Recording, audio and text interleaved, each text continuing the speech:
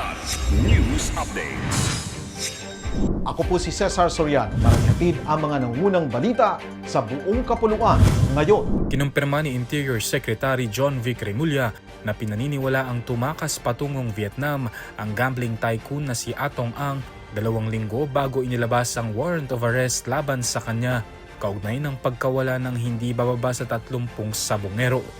Ayon kay Remulla, nakikipag-ugnayan na ang pamahalaan sa mga otoridad sa Vietnam upang beripikahin ang immigration records ni A na ayon sa pinakahuling intelligence report ay nasa naturang bansa. Posible umanong nakalabas si Ang sa Pilipinas gamit ang backdoor at dumaan sa Malaysia saka nakarating ng Vietnam.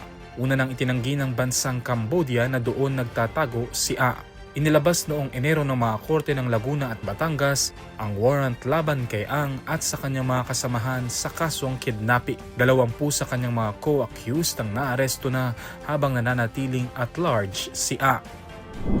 Imbog ang 4 na hinihinalang tulak ng ilegal na droga at tinatayang aabot sa 51 million pesos na halaga ng hinihinalang shabuang nasamsam sa magkahiwalay na anti-drug operation sa Quezon City at Taguig noong Lunes, April 6. Na-recover ng PIDEA ang tinatayang 7 kilo ng hinihinalang shabu na nagkakahalaga ng 47.6 million pesos mula sa 3 suspect sa isinagawang bypass operation dakong 2:50 PM sa Barangay Payatas, Quezon City.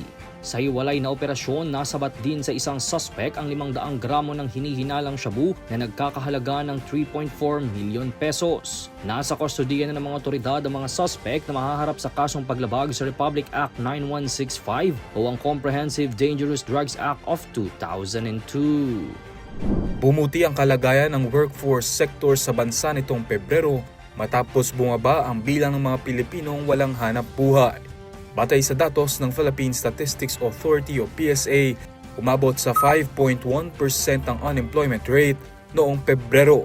Mas mababa kumpara sa 5.8% na naitala noong Enero. Katumbas ito ng humigit kumulang 2.66 na milyong Pilipino na walang trabaho, na mas kaunti kaysa 2.96 milyon noong nakaraang buwan. Kasabay nito, tumaas ang employment rate sa 94.9% mula sa 94.2%, indikasyon ng pagdami ng mga may trabaho sa bansa. Bumaba rin ang underemployment rate sa 11.8% nitong Pebrero na tumutukoy sa mga manggagawang naghahanap pa ng dagdag na oras o karagdagang trabaho.